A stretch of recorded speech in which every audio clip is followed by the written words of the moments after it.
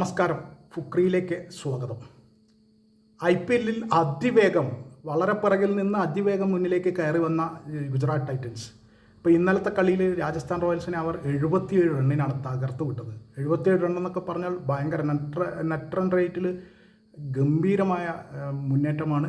ഒപ്പം തന്നെ അവർ ആ ഒരു കളി ജയിച്ചതോടുകൂടി രണ്ടാം സ്ഥാനത്തേക്ക് വന്നു. 14 പോയിൻ്റായി. 7 കളികൾ ജയിച്ച്. സൺറൈസേഴ്സ് ഹൈദരാബാദ് 7 കളികൾ ജയിച്ച്. പക്ഷേ അവർ റൺ റേറ്റിൻ്റെ അടിസ്ഥാനത്തിൽ 1ാം സ്ഥാനത്താണ്.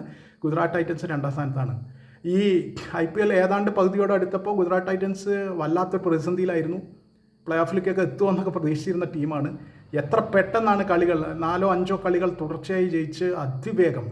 ഇന്നലെയൊക്കെ കളിച്ച കളി ക്യാപ്റ്റൻ ശുഭ്മാൻ ഗിൽ 84 റൺ അടിച്ചു. അവർ സായി സുദർശൻ, എന്നും കളിക്കുന്ന സുദർശൻ ഇന്നലെ 55 റൺ അടിച്ചു.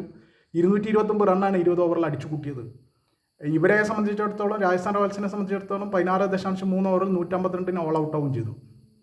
ഗുജറാത്തിനെ സംബന്ധിച്ചിടത്തോളം ജേസൺ ഹോൾഡറുടെ വരവ് അവർക്ക് ഭയങ്കര വ്യത്യാസം വരുത്തി. ഇന്നലെയും ജേസൺ ഹോൾഡർ 3 വിക്കറ്റ് വീഴ്ത്തി. IPL സീസണിൻ്റെ പകുതിയോടുകൂടിയാണ് ജേസൺ ഹോൾഡർ ടീമിലെത്തിയത്.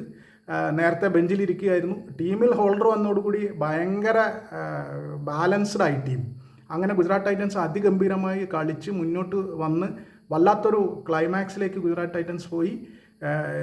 ഒരുപക്ഷെ ആരും പ്രതീക്ഷിച്ചതല്ല ഇത്. എന്തായാലും ഗുജറാത്ത് ടൈറ്റൻസ് വല്ലാത്ത മുന്നേറിക്കൊണ്ടിരിക്കുകയാണ്. കിരീടത്തിലേക്ക് വരെ പോകാവുന്ന നിലയിലേക്ക് ഗുജറാത്ത് ടൈറ്റൻസ് മാറിയിരിക്കുന്നു എന്നതാണ് യാഥാർത്ഥ്യം.